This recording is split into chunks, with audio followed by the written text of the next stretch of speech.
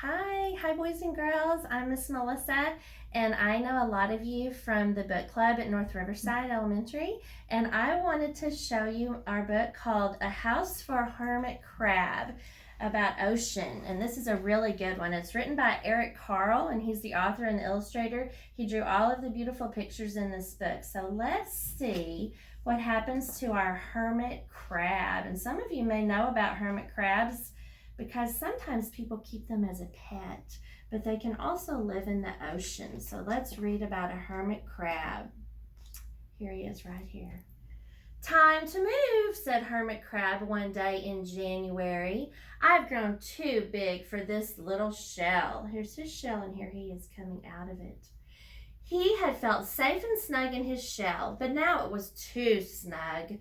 Hermit Crab stepped out of his shell and onto the floor of the ocean. But it was frightening, scary, out there in the open sea without a shell to hide in. "What if a big fish comes along and attacks me?" he thought. "I must find a new home soon." So he didn't want to be without a shell for very long. Early in February, Hermit Crab found just the house he was looking for. It was a big shell and strong. He moved right in, wiggling and waggling about inside to see how it felt. It felt just right. But it looked so plain, thought Hermit Crab. That means not very exciting. In March, Hermit Crab met some sea anemones. They swayed gently back and forth in the water. "Oh, how beautiful you are," said Hermit Crab. Would one of you be willing to come and live on my house? It is so plain, it needs you." "I'll come," whispered a small sea anemone. So gently, Hermit Crab picked it up with his claw and put it on his shell.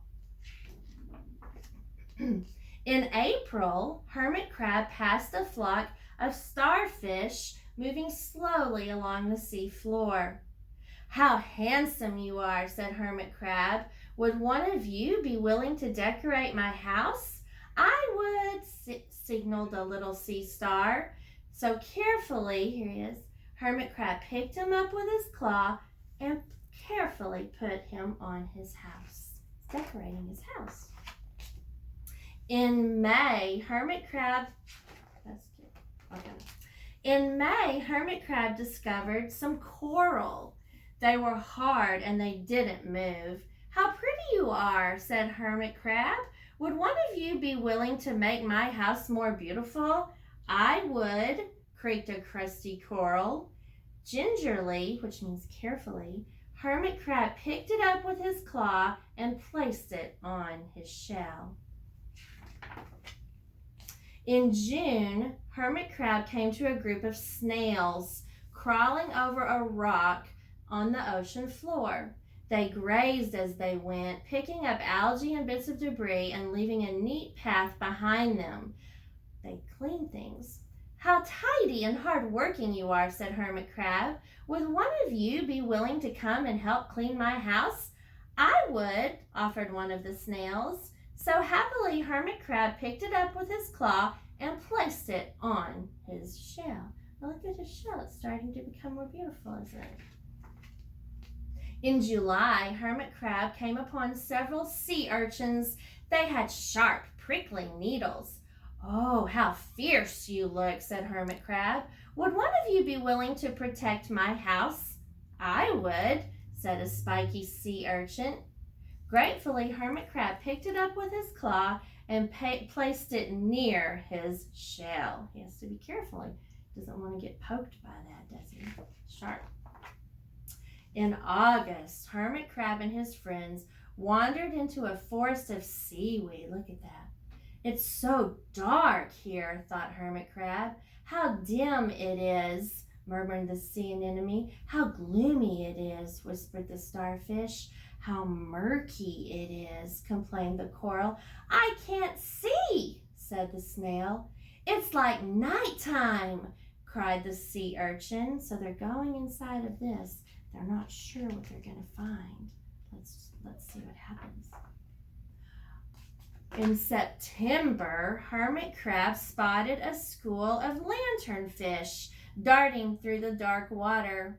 "How bright you are," said Hermit Crab. "Would one of you be willing to light up our house?" "I would," replied one lanternfish, and it swam over near the shell. So it's going to help give them some light. In October, Hermit Crab approached a pile of smooth pebbles, little rocks. "Oh, how sturdy you are," said Hermit Crab. "Would you mind if I rearranged you, moved you around?" "Not at all," said the pebbles. Hermit Crab picked them up one by one with his claw and built a wall around his shell. Look at all that. "Now my house is perfect," said Hermit Crab.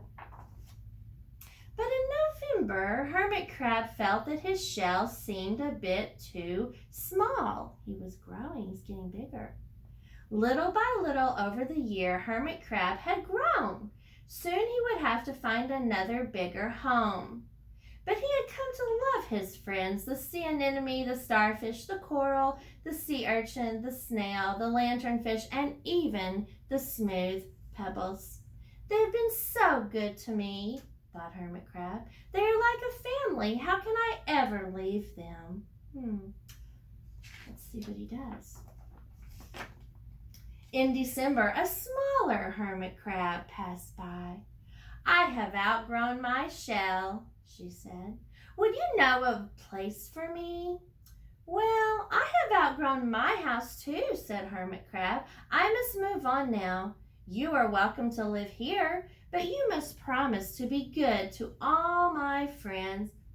"I promise," said the little crab. That sounds like a good idea. So the following January, Hermit Crab stepped out and the little crab moved inside. "I couldn't stay in that little shell forever," said Hermit Crab as he waved goodbye. The ocean floor looked wider than he had remembered, but Hermit Crab wasn't afraid. Soon he spied the perfect house, a big empty shell.